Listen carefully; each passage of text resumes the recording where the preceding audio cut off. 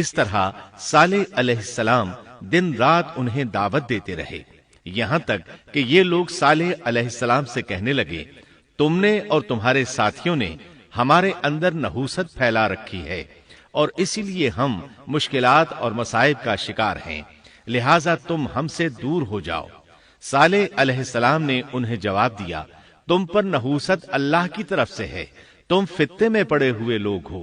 پھر اس کے بعد وہ لوگ صالح علیہ السلام سے مکمل طور پر دشمنی کرنے لگے اور انہوں نے آپ کو یہاں تک کہہ دیا کہ آپ ہماری مجلس میں نہ آیا کریں کیونکہ آپ منحوس ہیں۔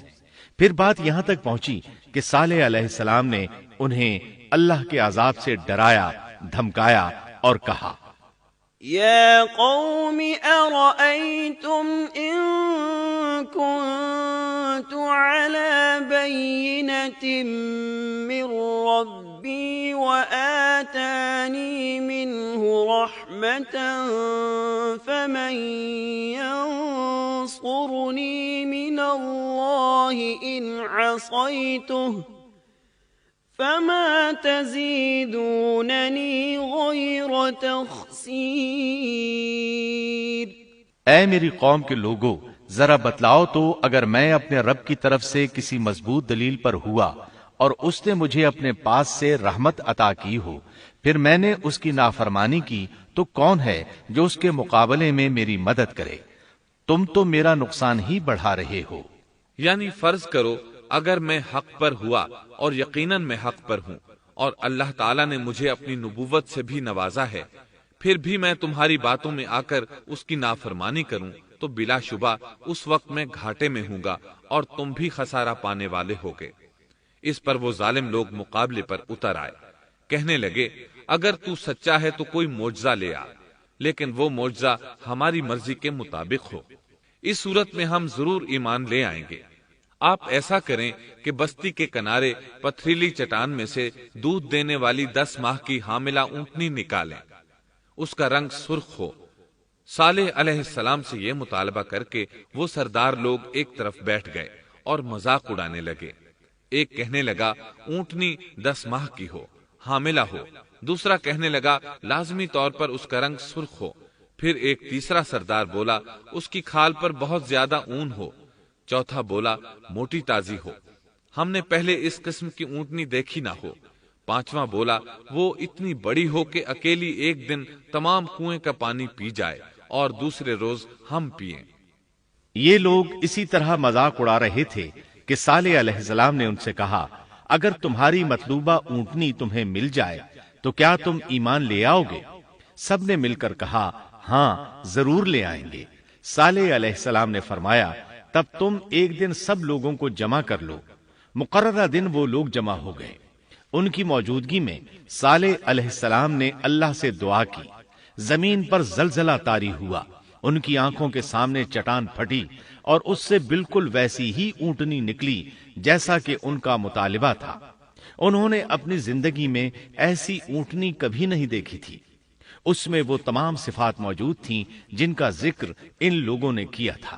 اللہ تعالیٰ صالح علیہ السلام کی زبانی سورہ ہود آیت 64 میں فرماتے ہیں، وَيَا قَوْمِ هَٰذِهِ نَاقَةُ اللَّهِ لَكُمْ آيَةً فَذَرُوهَا تَأْكُلْ فِي أَرْضِ اللَّهِ وَلَا تَمَسُّوهَا بِسُوءٍ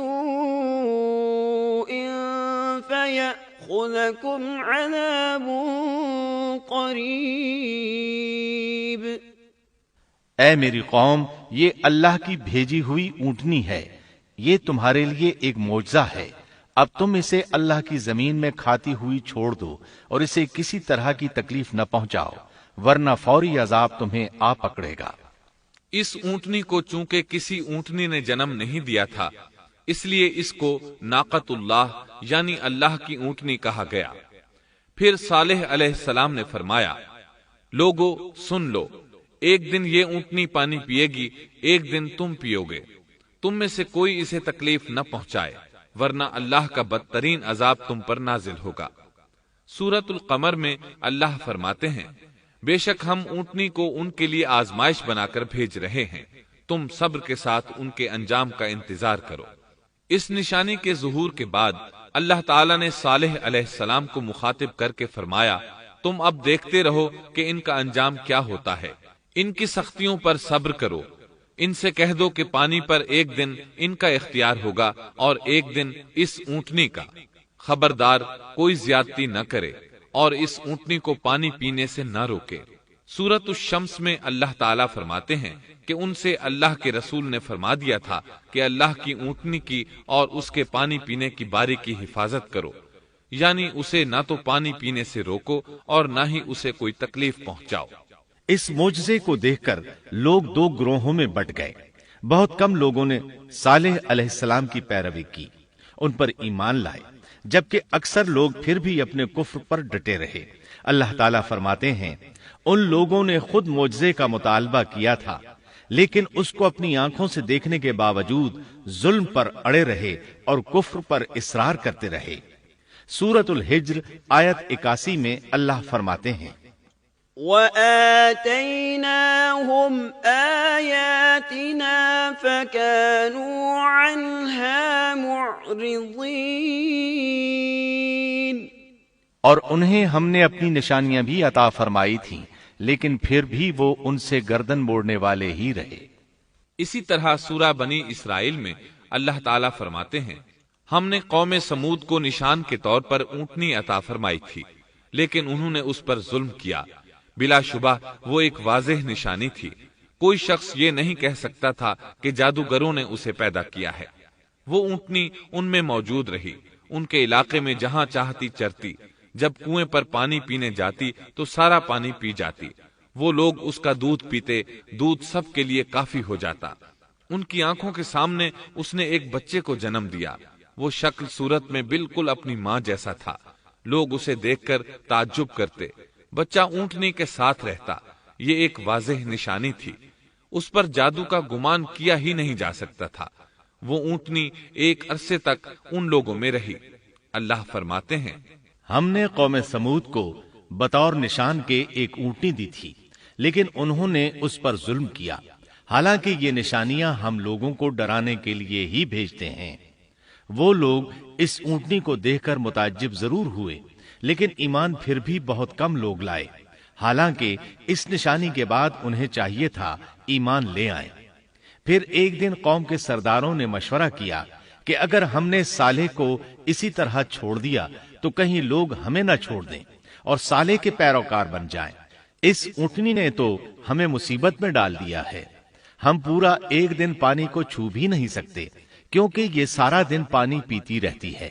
پھر یہ اس قدر دیو ہیکل ہے کہ اسے دیکھ کر ہماری بکریاں بھاگ جاتی ہیں، اونٹ اسے دیکھ کر خوفزدہ ہو جاتے ہیں، لہٰذا ہمیں چاہیے کہ اس سے چھٹکارا حاصل کر لیں۔ وہ آپس میں مشورہ کرتے رہے، آخر انہوں نے ایک آدمی منتخب کیا۔ مورخین کا اس پر اتفاق ہے کہ اس کا نام قدار بن سالف تھا، اس کے ساتھ اس کا ایک ساتھی بھی تھا۔ ان دونوں نے مل کر اونٹنی کو قتل کیا۔ اللہ تعالیٰ سورۃ القمر آیت 29 اور 30 میں فرماتے ہیں، فنادوا صاحبهم فتعاطى فعقر فكيف كان عذابي ونذر۔ پھر انہوں نے اپنے ساتھی کو بلایا، تب اس نے ہاتھ بڑھایا اور اس کی کونچیں کاٹ دیں، پھر دیکھا ہمارا عذاب اور ڈراوا کیسا تھا۔ اس قدار کے بارے میں نبی کریم صلی اللہ علیہ وسلم کا ارشاد ہے کہ پہلے لوگوں میں سے سب سے زیادہ بدبخت یہی تھا۔ اللہ تعالیٰ نے قرآن مجید میں اس کا ذکر یوں فرمایا ہے، فنادوا صاحبہم، پھر انہوں نے اپنے ساتھی کو پکارا۔ سورۃ الشمس میں اللہ فرماتے ہیں، اذ انبعث اشقاها، جب ان میں بڑا بدبخت شخص اٹھ کھڑا ہوا۔ یہ بدبخت قدار اٹھا، اپنے ساتھی کو ساتھ لیا اور اونٹنی کو قتل کرنے کے لیے تیار ہو گئے۔ آپس میں مشورہ ہوا کہ یہ نہ کہا جائے ہم نے اسے قتل کیا ہے۔ اس طرح باقی لوگوں نے بھی ان سے اتفاق کیا۔ اللہ تعالیٰ سورہ نمل آیت 48 میں فرماتے ہیں، وَكَانَ فِي الْمَدِينَةِ 9 رَهْطٍ في الأرض ولا يصلحون۔ اور اس شہر میں 9 آدمی ایسے تھے جو زمین میں فساد کرتے تھے اور اصلاح نہیں کرتے تھے۔ مطلب یہ کہ یہ لوگ فساد کی انتہا کو پہنچے ہوئے تھے، ان میں بھلائی نام کو نہیں تھی اور نہ ان کا فساد کی اصلاح کا ارادہ تھا۔ بخاری، مسلم اور مسند احمد کی ایک حدیث میں ہے، رسول اللہ صلی اللہ علیہ وسلم نے ایک بار اپنے خطبے میں اس اونٹنی اور اسے مار ڈالنے کا ذکر فرمایا۔ آیت اذم بعثا اشقاہا کی تلاوت کرتے ہوئے فرمایا کہ جیسے ابو زمعہ تھا، اسی جیسا یہ شخص بھی اپنی قوم میں عزیز، دلیر اور بڑا آدمی تھا۔ تمام لوگوں نے اس بدبخت کے ساتھ عہد کیا اور اسے یقین دہانی کرائی کہ اگر تمہارے ساتھ کسی نے برائی کا ارادہ کیا تو تمام قوم تمہاری حمایت میں اٹھ کھڑی ہوگی۔ اس یقین دہانی کے بعد یہ بدبخت اونٹنی کے انتظار میں بیٹھ گئے۔ اونٹنی پہاڑ کی طرف سے آتی تھی اور پانی پی کر واپس چلی جاتی تھی، یہی اس کا معمول تھا۔ جب ان لوگوں نے چٹان سے اونٹنی کو نکلتے دیکھا تو اچانک حملہ کرنے کے لیے آگے بڑھے، لیکن اس کا جثہ دیکھ کر خوفزدہ ہو گئے، الٹے پاؤں بھاگے۔ بدبخت قدار نے اپنے ساتھیوں کی یہ حالت دیکھی تو ہنس پڑا اور آگے بڑھ کر اونٹنی کی ران میں تیر مارا۔ اس سے اونٹنی کی ران کی ہڈی ٹوٹ گئی اور وہ نیچے گر گئی۔ پھر اس ظالم نے اپنے ساتھیوں کو آواز دی اور آگے بڑھ کر اونٹنی کی کونچیں کاٹ دی۔ سورۃ الشمس میں اللہ تعالیٰ فرماتے ہیں، ان لوگوں نے اپنے پیغمبر کو جھوٹا سمجھ کر اس اونٹنی کی کونچیں کاٹ دی، پس ان کے رب نے ان کے گناہوں کے باعث ان پر ہلاکت ڈالی اور پھر ہلاکت کو عام کر دیا اور اس بستی کو برباد کر دیا۔ اونٹنی کی کونچیں کاٹ دیے جانے کے بارے میں اللہ تعالیٰ ایک دوسرے مقام پر فرماتے ہیں کہ پس انہوں نے اونٹنی کو مار ڈالا اور اپنے پروردگار کے حکم سے سرتابی کی اور کہنے لگے، اے صالح، جن عذابوں سے تو ہمیں دھمکاتا رہتا تھا، اگر تو واقعی پیغمبر ہے تو ان عذابوں کو ہم پر نازل کرا دے۔ اونٹنی پر حملہ ہوتے ہی اس کا بچہ بھاگ نکلا تھا۔ وہ پہاڑ کی چوٹی پر چڑھ گیا، 3 مرتبہ بلبلایا۔ یہ بدبخت اس کے پیچھے بھاگے اور آخر اسے بھی قتل کر دیا۔ پھر تمام بستی والے جمع ہوئے، اونٹنی اور اس کے بچے کا گوشت تیار کیا اور مزے کے ساتھ اس کو کھایا۔ اس جرم میں ان سب نے شرکت کی، البتہ جو لوگ صالح علیہ السلام پر ایمان لے آئے تھے وہ الگ تھلگ رہے۔ صالح علیہ السلام کو جب یہ خبر ملی تو وہ گھبرائے ہوئے اونٹنی کے پاس پہنچے۔ اونٹنی بے جان پڑی تھی، اس کا بچہ بھی بے جان تھا۔ لوگ ان کے گرد جمع تھے اور ان کا گوشت کھا رہے تھے۔ اس وقت صالح علیہ السلام نے ان سے کہا، فقال تمتعوا في داركم 3 أيام ذلك وعد غير مكذوب۔ اس پر صالح نے کہا کہ اچھا تم 3 دن تک اپنے گھروں میں رہ سہ لو، یہ وعدہ جھوٹا نہیں ہے۔ مطلب یہ کہ تمہیں صرف 3 دن کی مہلت ہے، اس کے بعد تم سب کے سب ہلاک کیے جاؤ گے۔ وہ صالح علیہ السلام کی بات کو رد کرتے ہوئے انہیں دھمکیاں دینے لگے کہ جن عذابوں کا تو ہم سے وعدہ کر رہا ہے، اگر تو سچا ہے تو ان کو ہم پر نازل کر دے۔ اس کے بعد وہ جمع ہو کر مشورہ کرنے لگے کہ آج رات صالح کو بھی مار ڈالو۔ ان کے اس مشورے کے بارے میں اللہ تعالیٰ سورۃ النمل آیات 48 اور 49 میں فرماتے ہیں، اس شہر میں 9 سردار تھے، وہ زمین میں فساد پھیلاتے رہتے تھے اور اصلاح نہیں کرتے تھے۔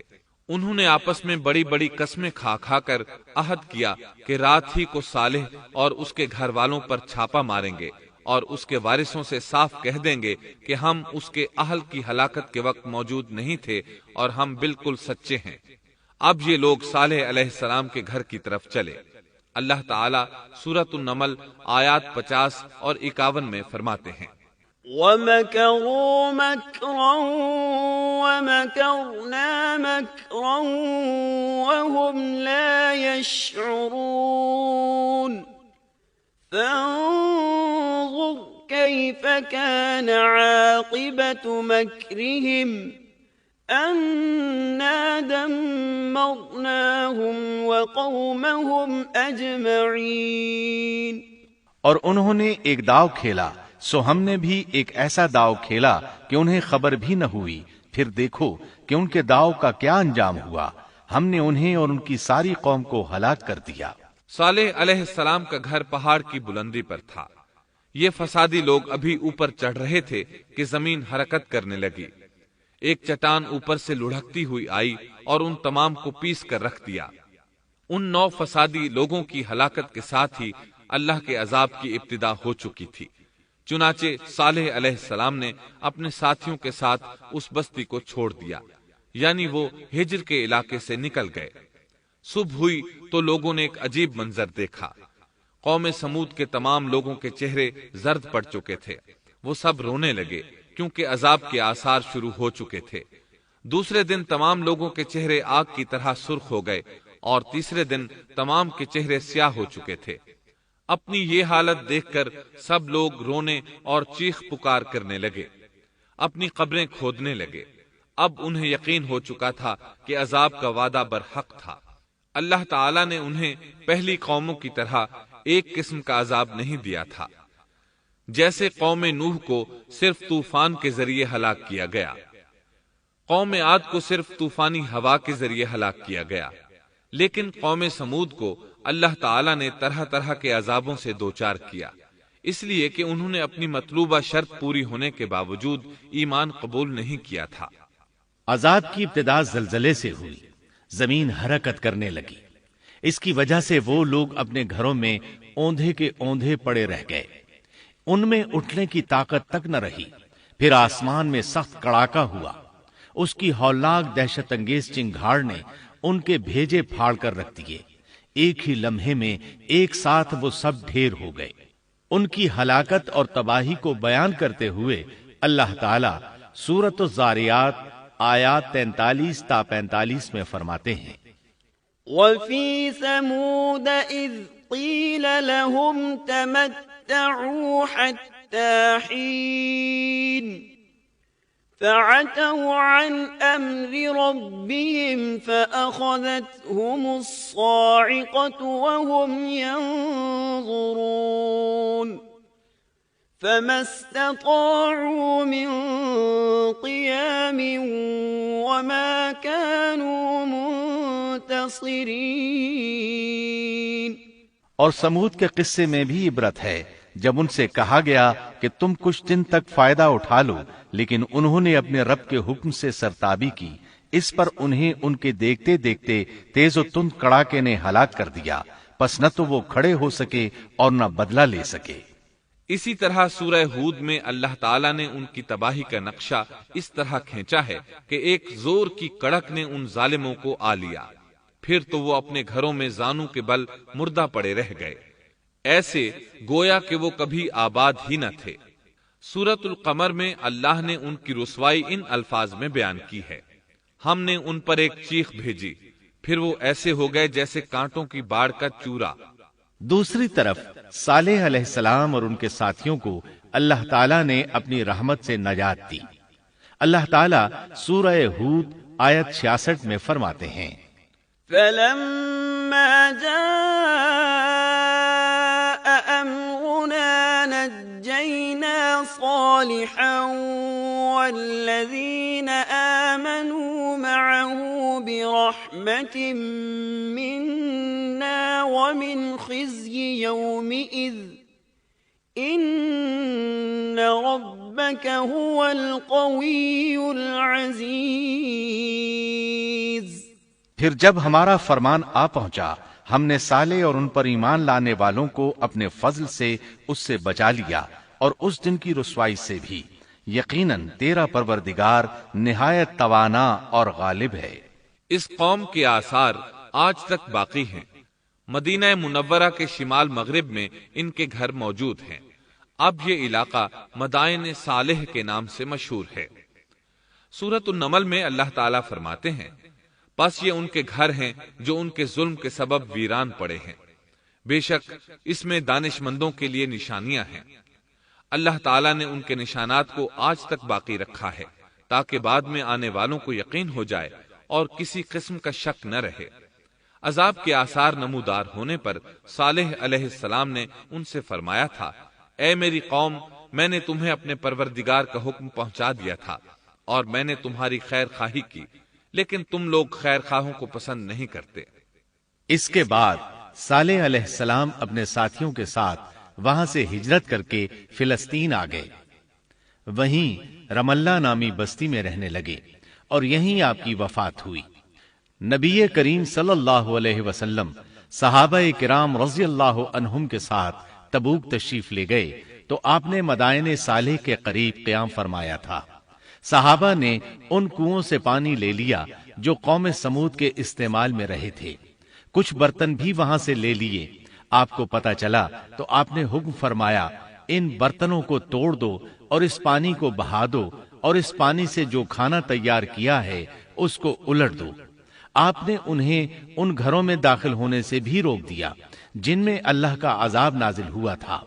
آپ صلی اللہ علیہ وسلم نے فرمایا، میں ڈرتا ہوں تم پر بھی ایسا عذاب نہ آ جائے جیسا ان پر آیا تھا، اس لیے ان کے علاقے میں داخل نہ ہوا کرو، اور اگر داخل ہونا پڑ جائے تو روتے ہوئے داخل ہوا کرو، اور رونا نہ آئے تو رونے جیسی شکلیں بنا لیا کرو تاکہ تمہارا شمار ظالموں میں نہ ہو۔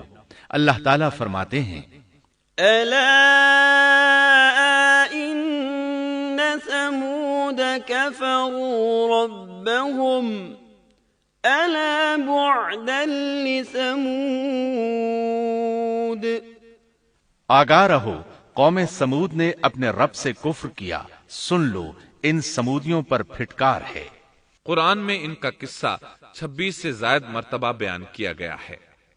اس کے بعد لوگ ایمان کی حالت میں امن چین کی زندگی بسر کرنے لگے، لیکن پھر نئے سرے سے ان میں خرابی پیدا ہوئی۔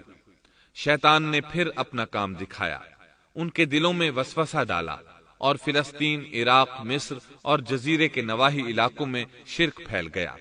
لوگ ایک بار پھر کفر کی طرف پلٹ پڑے۔ اس پورے قصے میں چند عبرتیں ہیں، آئیے ذرا ان کا بھی ذکر ہو جائے۔ اللہ تعالیٰ کی اونٹنی اگرچہ سیدنا صالح علیہ السلام کی نبوت کا ایک نشان تھی، ان کی سچائی کا ثبوت تھی، لیکن قرآن کریم کی وضاحت یہ ہے کہ وہ قوم سمود کی آزمائش کے لیے تھی اور وہی ان کی ہلاکت کا نشان ثابت ہوئی، جیسا کہ سورۃ القمر میں اللہ تعالیٰ فرماتے ہیں، إنا مرسل الناقة فتنة لهم فارتقبهم واصطبر۔ بے شک ہم اونٹنی کو ان کی آزمائش اور امتحان کے لیے بھیجنے والے ہیں، پس تو ان کے انتظار میں رہ اور صبر اختیار کر۔ سنت اللہ یہ رہی ہے کہ اگر وہ اپنے پیغمبر کو کسی قوم کی ہدایت کے لیے بھیجے اور قوم اس کی ہدایت پر کان نہ دھرے تو ضروری نہیں کہ وہ قوم ہلاک کر دی جائے، لیکن جو قوم اپنے نبی سے اس وعدے پر نشان طلب کرے کہ اگر ان کا مطلوبہ نشان ظاہر ہو گیا تو وہ ایمان لے آئیں گے، اور پھر نشان آ جانے کے بعد وہ ایمان نہ لائے تو اس قوم کی ہلاکت یقینی ہے۔ اللہ تعالیٰ پھر اس قوم کو معاف نہیں کرتے جب تک کہ وہ تائب نہ ہو جائے اور اللہ کے دین کو قبول نہ کرے، یا عذاب الہی سے صفحہ ہستی سے مٹ کر دوسروں کے لیے عبرت کا نشان بن جائے۔ لیکن اس سنت سے نبی کریم صلی اللہ علیہ وسلم کی امت مستثنا ہے، اس لیے کہ آپ صلی اللہ علیہ وسلم نے وضاحت فرمائی ہے، میں نے اللہ تعالیٰ سے دعا مانگی ہے کہ اللہ تعالیٰ میری امت میں عذاب عام مسلط نہ فرمائے، اور اللہ نے میری دعا قبول فرما لی۔ قرآن میں اللہ تعالیٰ نے نبی کریم صلی اللہ علیہ وسلم کی اس بات کی یوں تصدیق کی ہے، وَمَا كَانَ اللَّهُ لِيُعَذِّبَهُمْ وَأَنْتَ فِيهِمْ۔ اے رسول، اس حال میں کہ تو ان میں موجود ہے، اللہ تعالیٰ ان کافروں پر عذاب مسلط نہیں کرے گا۔ اور یہ ایک خطرناک غلطی ہے، نفس کا دھوکہ ہے کہ انسان عیش و عشرت اور دنیاوی جاہ و جلال کو دیکھ کر یہ خیال کر بیٹھے، یہ گمان کر لے کہ جس قوم یا فرد کے پاس یہ سب کچھ موجود ہے وہ ضرور اللہ تعالیٰ کے سائے میں ہے، اور یہ کہ ان کی یہ خوش عیشی اس بات کی علامت ہے کہ اللہ تعالیٰ کی خوشنودی ان کے ساتھ ہے۔ یہ نفس کا دھوکہ ہے، غلط فہمی ہے، بلکہ کج فہمی ہے۔ قرآن کریم کے اس واقعے میں جگہ جگہ اس بات کی وضاحت ہے کہ بعض اوقات زیادہ سے زیادہ خوش عیشی زیادہ سے زیادہ عذاب کا پیش خیمہ ثابت ہوتی ہے، اگرچہ قوموں کے لیے اس کی مدت چند ماہ یا چند سال نہیں بلکہ گھبرا دینے والی مدت ہی کیوں نہ ہو، مگر ہر قسم کی دنیاوی کامیابیوں اور خوش عیشیوں کے ساتھ جب ظلم، سرکشی اور غرور کسی قوم کا مستقل شعار بن جائے تو سمجھ لو اس کی تباہی اور ہلاکت کا وقت قریب آ پہنچا۔ اللہ تعالیٰ فرماتے ہیں، تیرے رب کی پکڑ بہت سخت ہے، لیکن اس کے ساتھ ہی یہ بات بھی ہے کہ کسی قوم میں تمام تر خرابیوں کے باوجود اگر قوم سے اکثر افراد اللہ کے شکر گزار ہوں، اس کے بندوں کے ساتھ انصاف کرنے والے اور آپس میں نیک نیت اور خیرخواہی کرنے والے ہوں تو بلا شبہ وہ اللہ کے ہاں مقبول بندے ہیں، اور انہی کو دنیا اور آخرت کی کامیابیوں کی بشارت ہے، اور انہی کے لیے یہ دنیاوی عیش اللہ کی بے انتہا نعمتوں کی علامت ہے۔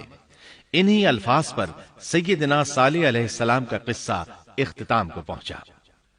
محترم سامعین، ابھی آپ دارالسلام اسٹوڈیو لاہور پاکستان سے قصص الانبیاء کا 5واں حصہ عبرتناک انجام سن رہے تھے۔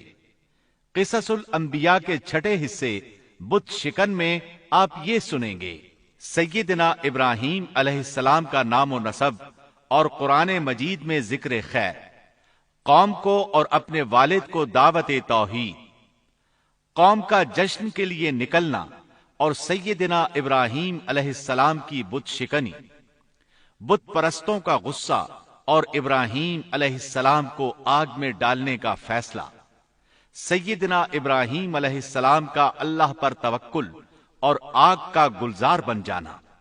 نمرود کون تھا؟